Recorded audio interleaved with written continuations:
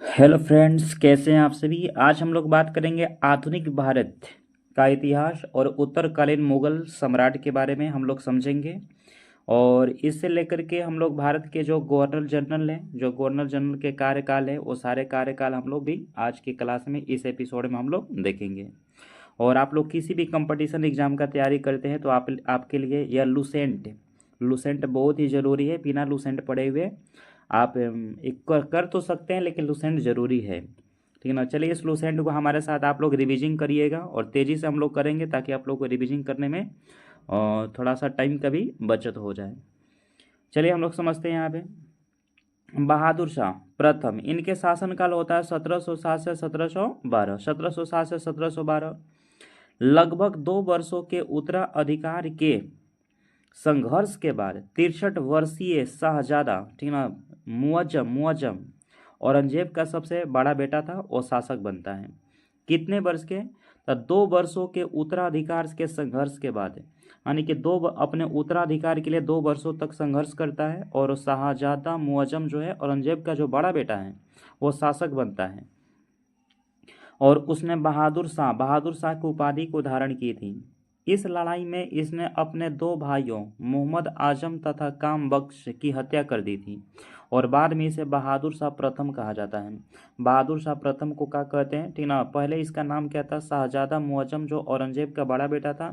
2 वर्षों के उत्तराधिकार के युद्ध के बाद वो राजगद्दी को प्राप्त करता है, अपने 2 भाइयों को हत्या करता है, तब इसका नाम बहादुर शाह प्रथम पड़ता है। क्या पड़ता है? बहादुर शाह प्रथम।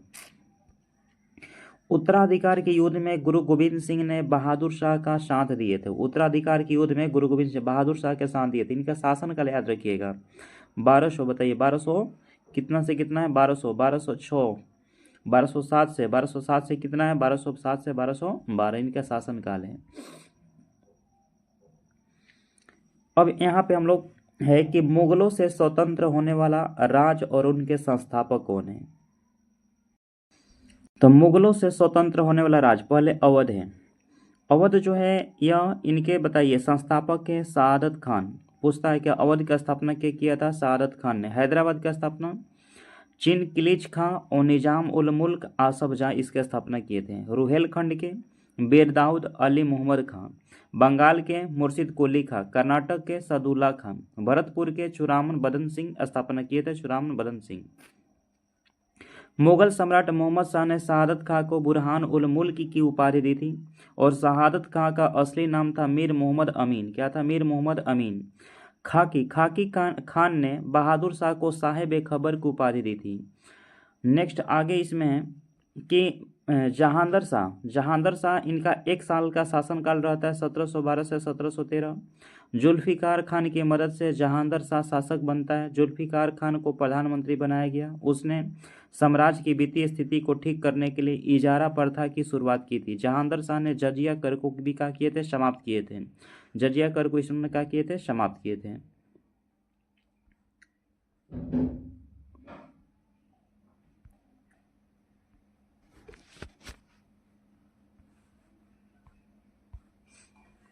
नेक्स्ट यहाँ पे हम लोग चलते हैं। यहाँ पे जहांदर शाह अपने शासन में लाल कुमारी नाम की वेश्या को हस्तक्षेप करने की आदेश दे रखे थे। तो जहांदर शाह पूछता है कि मतलब अपने शासनकाल में लाल कुमारी नाम की वेश्या को हस्तक्षेप करने का आदेश दे रखा था। मुगलकालीन इतिहास में सैयद बंधु हुसैन अली खां और अब्दुल्ला खां को शासक निर्माता के रूप में जानते हैं, ठीक ना। इन्हें शासक निर्माता कहते थे, किंग मेकर के नाम से इसको जानते हैं। जहांदर शाह को लपट मूर्ख भी कहा जाता है। जहांदर शाह को क्या कहते थे? लपट मूर्ख के नाम से भी इनको जानते थे। लपट मूर्ख के नाम से इनको जाना जाता था। फर्रुख सियार का शासन है 1713 से 1719 और सैयद बंधुओं अब्दुल्ला खान और हुसैन अली की मदद से फर्रुख सियार शासक बनते हैं। फर्रुख सियार किन की मदद से शासक बनते हैं? सैयद बंधु अब्दुल्ला खान हुसैन अली की मदद से फर्रुख सियार शासक बनते हैं। फर्रुख सियार को मुगल वंश का घृणित कायर कहा जाता है। फर्रुख सियार को मुगल वंश का क्या कहते हैं? घृणित कायर के नाम से जानते हैं। 1715 में एक शिष्टमंडल जॉन सुरमन के नेतृत्व में भारत आया। यह शिष्टमंडल फर्रुखसियार के दरबार में 1717 में पहुंचा और उस समय फर्रुखसियार एक जानलेवा घाव से पीड़ित थे और इस शिष्टमंडल में हैमिल्टन नामक एक डॉक्टर थे और जिन्होंने फर्रुखसियार का इलाज किया और इससे खुश होकर उसने अंग्रेजों को भारत में कहीं भी व्यापार करने की अनुमति दी तथा अंग्रेजी सिक्के को मान्यता प्रदान की। फर्रुखसियार द्वारा जारी किए गए इस घोषणा को ईस्ट इंडिया का मैग्ना कार्टा कहते हैं। यानी पूछता है कि फर्रुखसियार ने जो घोषणा जारी किया था उसे क्या कहते हैं? ईस्ट इंडिया का मैग्ना कार्टा कहते हैं।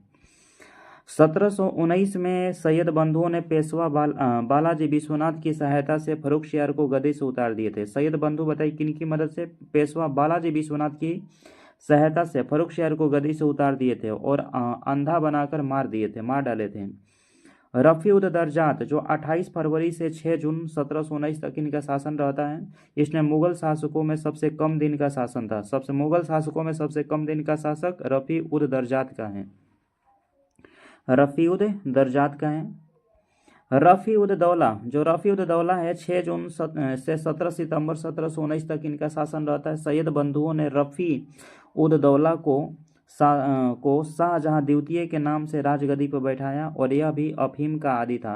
रफ़ी उद दौला कोची का आदी था? अफीम का आदी था। इसको गद्दी पे कौन बैठाते हैं? सैयद बंधु बैठाते हैं।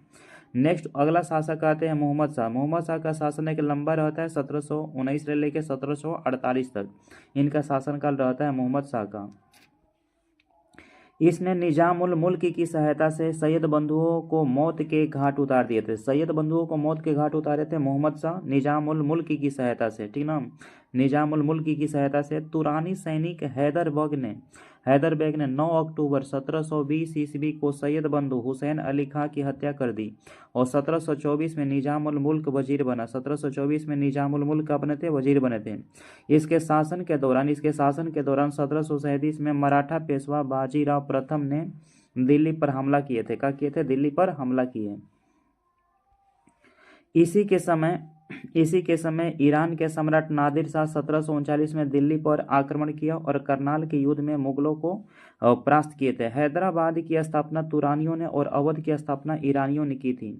ईरान के सम्राट नादिर शाह ने 1739 में दिल्ली पर आक्रमण किया था, ठीक ना। उस समय जब दिल्ली पर नादिर शाह आक्रमण किया था तो उस समय दिल्ली के शासक थे मोहम्मद शाह थे और नादिर शाह को ईरान का नेपोलियन भी कहा जाता है। नादिर शाह लगभग 70 करोड़ रुपए की धनराशि और शाहजहां के बनवाया हुआ तख्ते ताउस जिसे पीकॉक ऑफ थ्रोन बोलते हैं, कोहिनूर हीरा को लेकर फारस लौट गया। ये सब लूट किया था, 70 करोड़ रुपए के लूट किया, तख्ते ताउस को लेके गया था, प्लस में कोहिनूर हीरा को फारस लौट के चला गया लूट करके भारत से। तख्ते ताउस जो है मयूर सिंहासन पर बैठने वाला अंतिम मुगल शासक मोहम्मद शाह था, ठीक ना। तख्ते ताउस बोले मयूर सिंहासन पर बैठने वाला अंतिम मुगल शासक कौन था? मोहम्मद शाह था। सुंदर युवतियों के प्रति अत्यधिक रुझान के कारण मोहम्मद शाह को रंगीला बादशाह भी कहते थे। रंगीला बादशाह भी कहा जाता था। नेक्स्ट आगे इसमें है कि कहा जाता था एक संगीतकार के रूप में मोहम्मद शाह ने अनेक ख्यालों की रचना की थी। अनेक ख्यालों की क्या की थी? रचना की थी। मोहम्मद शाह के शासनकाल में हैदराबाद के चिनकिलीज खान ने निजामुल मुल्क की उपाधि धारण की और 1725 ईस्वी में स्वतंत्र राज्य की क्या की थी? स्थापना की थी। उत्तराधिकार और मुगल सम्राट। बहादुर शाह का शासन काल है 1707 से 1712 है। 1707 से 1712 है। ये बहादुर शाह प्रथम, इन्हीं को कहते हैं बहादुर शाह प्रथम कहते हैं। जहांगीर शाह का शासन है 1712 से 1713, 1 साल के शासनकाल रहता है। फर्रुखसियार 1713 से 1719 है। उसके बाद मोहम्मद शाह 1719 से 1748 तक इनका शासनकाल रहता है। मोहम्मद शाह के बाद अहमद शाह, ठीक ना। मुगल सम्राट का अगला शासक है अहमद शाह 1748 से 1754 से 1754 इनकी शासनकाल रहती है। नेक्स्ट अगला है आलमगीर द्वितीय है, ये 1754 से 1759 है। फिर शाह आलम द्वितीय है 1759 से 1806 है। अकबर द्वितीय 1806 से 1837 है। बहादुर शाह जफर है 1837 से 1857 है। इनके शासनकाल रहता है।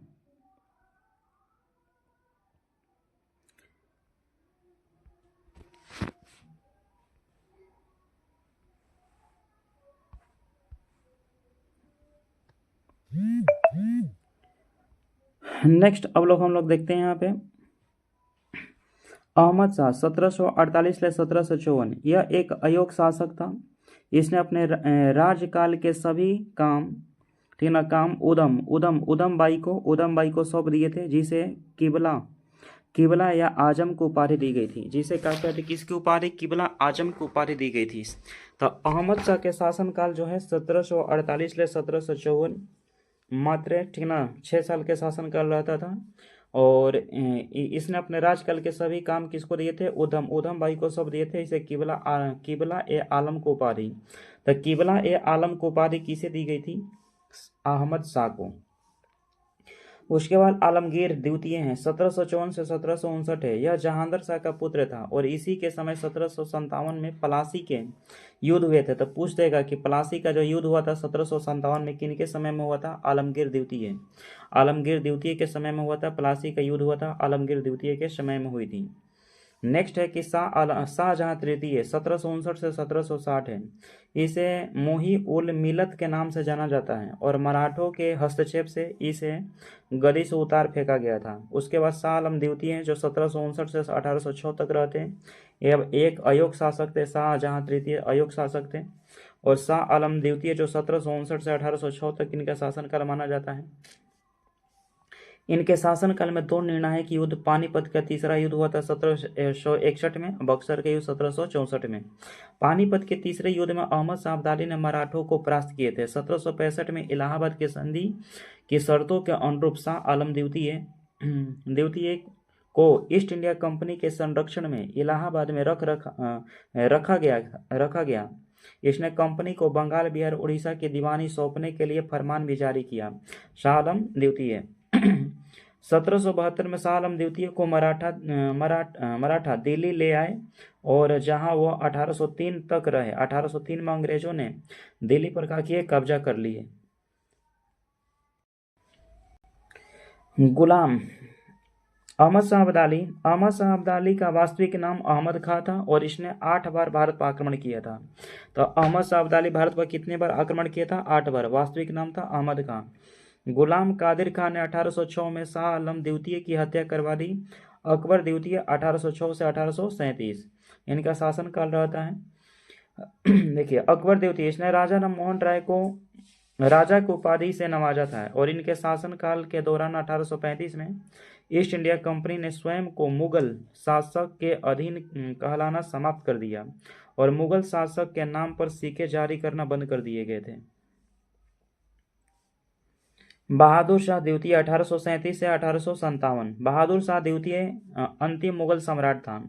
1857 की क्रांति में भाग लेने के कारण अंग्रेजों द्वारा बहादुर शाह जफर को बंदी बना लिया गया और रंगून भेज दिया गया था। लाल किला स्थिति हीरा महल बहादुर शाह जफर ने बनवाए थे। मयूर शायर मिर्जा गालिब बहादुर शाह जफर के ही समय दिल्ली में रहते थे। हयात बख्श बाग लाल किला दिल्ली में स्थित है। हयात बख्श बाग कहाँ पे है? लाल किला दिल्ली के अंदर स्थित है।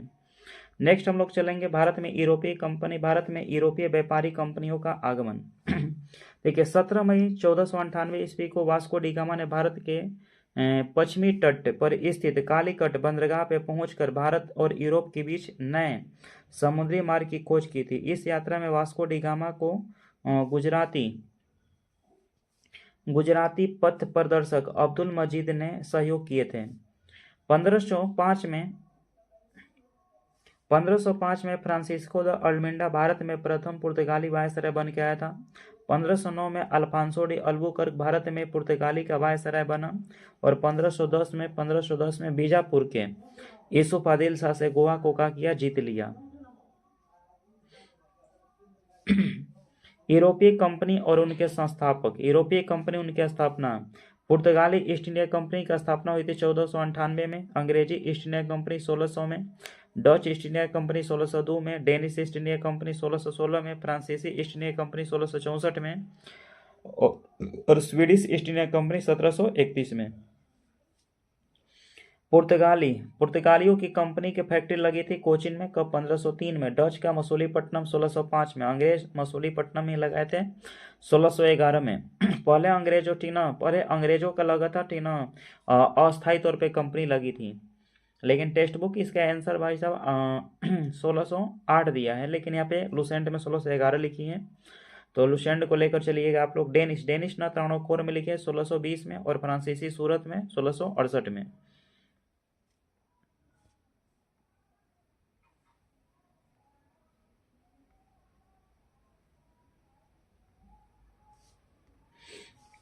पुर्तगाली ने अपनी पहली व्यापारी कोठी कोची में 1503 में खोली थी। दक्षिण पूर्वी तट पर पुर्तगालियों की एकमात्र बस्ती सन थोमे थी। पुर्तगालियों के बाद भारत में डच लोग आए और पहला डच यात्री कार्लेनियन हाउटमैन थे। पहला डच यात्री कौन था? कार्लेनियन हाउटमैन थे, जो 1596 में भारत के पूर्व सुमात्रा पहुंचे थे। 1596 में भारत के पूर्व कहाँ पहुंचे थे? सुमात्रा। डचों ने भारत में अपनी प्रथम व्यापारी कोठी फैक्ट्री 1605 में मसूलीपट्टनम में स्थापित की थी। डचों की दूसरी व्यापारी कोठी पुलिकट में स्थापित हुई थी, जहां उन्होंने अपने स्वर्ण सिक्के को ढाला और पुलिकट को ही समस्त गतिविधियों का केंद्र बनाया। डचों ने भारत में प्रथम बार औद्योगिक वेतनभोगी रखे थे। डच ईस्ट इंडिया कंपनी 1632 में पटना में अपना कारखाना स्थापित किए थे। कोलाचोल की लड़ाई। इस लड़ाई में त्रावणकोर का राजा मार्तंड वर्मा ने 10 अगस्त 1741 को एडमिरल यूस्टालियस डी लेनवॉय के नेतृत्व में वाली डच ईस्ट इंडिया कंपनी की सेना को हरा दिए थे। और डचों का भारत में अंतिम रूप से पतन 1759 में अंग्रेजों एवं डचों के मध्य बेदरा के युद्ध में हो गया था। 31 दिसंबर 1600 ईस्वी को इंग्लैंड की रानी एलिजाबेथ प्रथम ने ईस्ट इंडिया कंपनी को उत्तराधिकार पत्र प्रदान किया। भारत में परम में ईस्ट इंडिया कंपनी ने 217 साझेदार थे और पहला गवर्नर टॉमस स्मिथ था। कौन थे? टॉमस स्मिथ पहला गवर्नर थे। मुगल दरबार में जाने वाला प्रथम अंग्रेज कौन था? कैप्टन हॉकिंस थे, जो जेम्स प्रथम के राजदूत के रूप में अप्रैल 1609 में जहांगीर के दरबार में पहुंचे थे। भारत आने वाला पहला अंग्रेजी जहाज कौन था? Red dragon. रेड ड्रैगन जो है भारत आने वाला प्रथम अंग्रेजी जहाज था। 1611 में दक्षिण पूर्व समुद्र तट पर सर्वप्रथम अंग्रेजों ने मसूलीपट्टनम में व्यापारी कोठी लगाए थे, जो अस्थायी तौर पर लगाए थे। जहांगीर ने 1613 में एक फरमान जारी कर अंग्रेजों को सूरत में थॉमस एल्डवर्थ के अधीन एक व्यापारी कोठी खोलने की इजाजत दी, जो सूरत में खोले थे, जो अस्थायी तौर पर थी। कब थी? 1613 में। 1613 में। देखिए, पूर्वी तटों पर अंग्रेजों ने अपना प्रथम व्यापारी कोठी मसूलीपट्टनम में या मछलीपट्टनम में 1611 में खोली, जबकि पश्चिमी तट पर सूरत में 1613 में। पूर्वी तट पे खोले थे 1611 में मछलीपट्टनम में, जबकि पश्चिमी तट पर सूरत में 1613 में व्यापारी कोठी स्थापित की। पहली बार सूरत में 1608 में व्यापारी कोठी स्थापित करने का प्रयास किया था, लेकिन वह सफल नहीं रह पाया था। 1615 में सम्राट जेम्स प्रथम ने सर टॉमस रो को अपना राजदूत बनाकर मुगल सम्राट जहांगीर के दरबार में भेजे। वही फरवरी 1619 तक भारत में रहे थे। उसने जहांगीर और खुर्रम से अंग्रेजों के लिए कुछ व्यापारिक छूट प्राप्त करने में सफल हुए। 1632 में गोलकुंडा के सुल्तान ने अंग्रेजों को एक सुनहला फरमान दिया, जिसके अनुसार अंग्रेज सुल्तान को 500 पैगोडा वार्षिक कर देकर गोलकुंडा राज के बंदरगाह पर स्वतंत्र पूर्वक व्यापार कर सकते थे। 1639 में अंग्रेज फ्रांसिस डे ने चंद्रगिरी के राजा से मद्रास पट्टे पर ले लिए और वहीं एक किला बंद कोठी का निर्माण किया, और इस कोठी के नाम पर फोर्ट सेंट जॉर्ज पड़ा, और यही फोर्ट सेंट जॉर्ज कालांतर में कोरोमंडल तट पर अंग्रेजी मुख्यालय बनाया।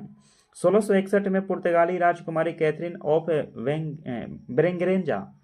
ब्रेगेंजा और ब्रिटेन के राजकुमार चार्ल्स द्वितीय का विवाह हुआ। इस अवसर पर दहेज के रूप में पुर्तगालियों ने चार्ल्स द्वितीय को ठीक ना बम्बई प्रदान किए थे। 1668 में चार्ल्स द्वितीय ने बम्बई को 10 पाउंड के वार्षिक किराया पर ईस्ट इंडिया कंपनी को दे दिए। 1687 में अंग्रेजों ने पश्चिमी तट का मुख्यालय सूरत से हटा करके ठीक है ना बम्बई बना दिया है। गेराल्ड ओंगियार जो 1669 से 1667 तक सूरत में प्रेसिडेंट और बम्बई का गवर्नर यानी कि बम्बई शहर की स्थापना की थी। बम्बई शहर की स्थापना क्या किया था? गेराल्ड ओंगियार ने।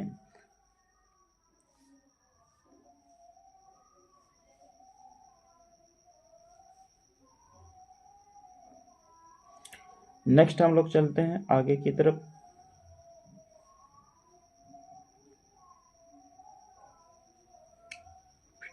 बम्बई शहर की स्थापना।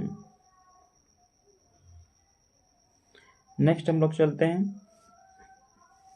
बंगाल के शासक शाह सूजा ने सर्वप्रथम 1651 ईस्वी में अंग्रेजों को व्यापारिक छूट की अनुमति दी और इस अनुमति को निशान कहा जाता था। बंगाल के शासक शाह सूजा ने सर्वप्रथम 1651 ईस्वी में अंग्रेजों को एक व्यापारिक छूट की अनुमति दी थी और इस अनुमति को क्या कहते हैं? निशान कहा जाता था। क्या कहते हैं? निशान।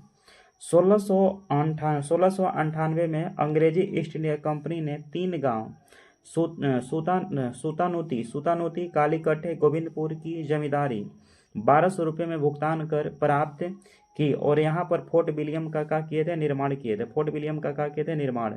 चार्ल्स अय्यर फोर्ट विलियम के प्रथम प्रेसिडेंट हुए थे। कालांतर में यही का कलकत्ता नगर कहलाया, जिसकी नींव जॉर्ज चौरनॉक ने रखी थी। भारत में फ्रांसीसी की प्रथम कोठी कैरो के द्वारा सूरत में 1668 में स्थापित की थी।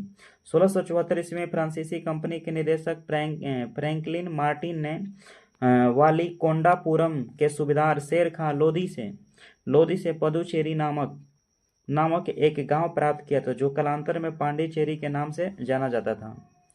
आंग्ल फ्रांसीसी संघर्ष क्या है? भारत में आंग्ल फ्रांसीसी संघर्ष को कर्नाटक युद्ध के नाम से जानते हैं। प्रथम कर्नाटक युद्ध 1740 में 48 ईस्वी। 1740 में ऑस्ट्रिया पर उत्तराधिकार को लेकर यूरोप में अंग्रेजों तथा फ्रांसीसियों के मध्य संघर्ष प्रारंभ हुआ था। इस संघर्ष के कारण ही भारत में दोनों कंपनियों के मध्य 1746 ईस्वी में युद्ध प्रारंभ हो गया था। प्रथम कर्नाटक युद्ध के दौरान लड़ा गया सेंट टोपे का युद्ध फ्रांसीसी सेना को जीत मिली और प्रथम कर्नाटक युद्ध 1748 में हुई, जो एक्सला सपेल की संधि के तहत समाप्त हुआ था और इस संधि से ऑस्ट्रिया का उत्तराधिकार का विवाद आपसी सहमति से सुलझा लिया गया। द्वितीय कर्नाटक युद्ध 1749 से 1754 ईस्वी के बीच में होता है। इस युद्ध का कारण था हैदराबाद कर्नाटक के उत्तराधिकार का विवाद।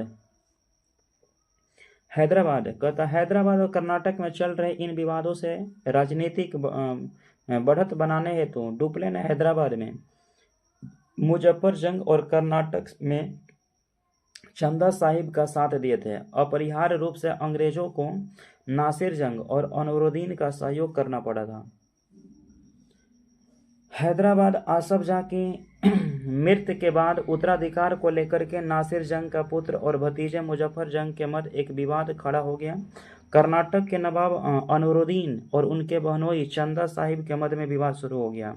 1749 में फ्रेंच सेना की सहायता से एक युद्ध में अनवरुद्दीन मारा गया और चंदा साहब कर्नाटक का अगला नवाब बना। 1750 में नासिर जंग ने फ्रेंच सेना से संघर्ष करता हुआ मारा गया और मुजफ्फर जंग हैदराबाद का क्या बन गया? नवाब बन गया। उसके बाद अनवरुद्दीन के पुत्र मोहम्मद अली युद्ध से भागकर त्रिचनापल्ली में शरण ली और फ्रांसीसियों ने चंदा साहिब को सेना के साथ मिलकर मोहम्मद अली के दुर्ग को घेर लिया। क्लाइव इस घेरे को तोड़ने में असफल रहा तो उसने दबाव कम करने के लिए कर्नाटक की राजधानी अर्कटा पर अधिकार कर लिया। कर्नाटक युद्ध है एक नज़र में यहाँ पे, ठीक है ना। प्रथम कर्नाटक युद्ध 1746 से 48 में ऑस्ट्रिया के उत्तराधिकार के कारण हुई थी यह और युद्ध और प्रभावी 1748 में एक्सला सफेल के संधि के तहत समाप्त हुआ और इसके द्वारा ऑस्ट्रिया का उत्तराधिकार युद्ध समाप्त हो गया और इसी के संधि के तहत प्रथम कर्नाटक युद्ध समाप्त हो गया। दूसरा कर्नाटक युद्ध 1749 से 1754 में हुआ था। इस युद्ध में फ्रांसीसी गवर्नर डुप्ले की हार हो गई थी, उसे वापस बुला लिया गया और उसकी जगह पर गोडेहू को भारत का अगला फ्रांसीसी गवर्नर बनाया गया था। पांडिचेरी की संधि के तहत पांडिचेरी की संधि हुई थी जनवरी 1755 में और इसके साथ युद्ध विराम हो गया था। कर्नाटक का तीसरा युद्ध हुआ था 1756 से 1763 के बीच में हुई थी। तो 1756 में शुरू हुए सप्तवर्षीय युद्ध की एक अंश था और पेरिस की संधि होने के बाद यह समाप्त हो गया।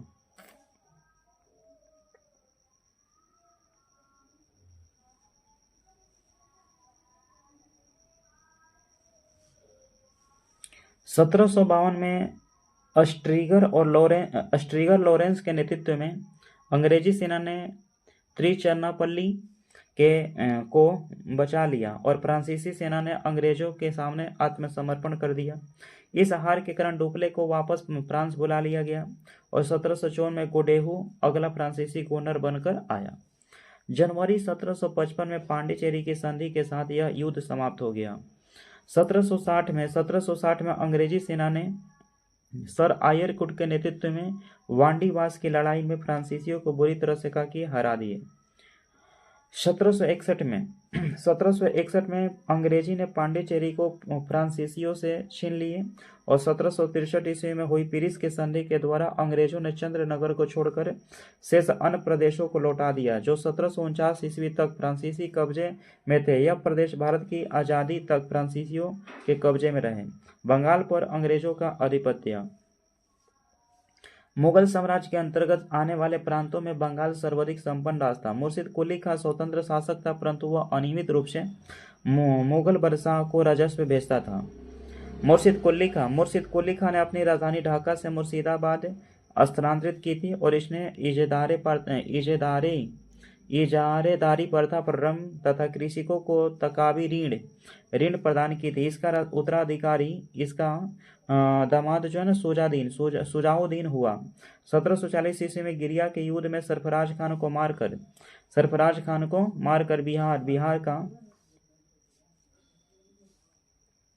बिहार के सर सूबेदार अलीवर्दी खां बंगाल का नवाब बना था। इसने अपने शासनकाल में मुगलों को राजस्व देना बंद कर दिया। सरफराज खान ने देना बंद कर दिए थे और इसके शासनकाल में बंगाल इतना समृद्धशाली बन गया कि बंगाल को भारत का स्वर्ग कहा जाने लगा था। किसके शासनकाल में? तो यह है किनके शासनकाल में है? मुर्शिद कुली खां। गिरिया के युद्ध में सरफराज खान को मार करके बिहार का सूबेदार बना था। ठीक है, सुजाउद्दीन। इसका दामाद कौन था? सुजाउद्दीन बने थे। इसका उत्तराधिकारी इसका दामाद सिराजुद्दौला हुआ। 20 जून 1756 को कालकोठरी की त्रासदी नामक एक घटना घटी। इस घटना में के रचयिता जेड हॉलवेल हैं। यानी कि ब्लैक होल की घटना के बताइए रचयिता कौन है? तो जेड हॉलवेल के अनुसार एक नवाब सिराजुद्दौला ने 20 जून की रात 146 अंग्रेज व्यक्तियों को एक छोटी सी कोठरी में बंद कर दिए थे। अगले दिन सुबह 146 में से केवल 23 व्यक्ति ही जिंदा बचे थे। और प्लासी की युद्ध 23 जून 1757 को अंग्रेजी सेनापति रॉबर्ट क्लाइव और बंगाल के नवाब सिराजुद्दौला के बीच हुआ था, जिसमें नवाब अपने सेनापति मीर जाफर की धोखेधड़ी करने के कारण पराजित हुए थे। अंग्रेजों ने मीर जाफर को बंगाल का नवाब बना दिए थे। प्लासी की लड़ाई में मोहनलाल और मीर मदान के नेतृत्व में एक छोटी सेना नवाब के वफादार रही। मीर मदान लड़ते हुए मारा गया और प्लासी भागीरथी नदी के किनारे हैं। क्लाइव के हाथों कठपुतली नवाब मीर जाफर को अंग्रेजों ने बनाया 1760 में।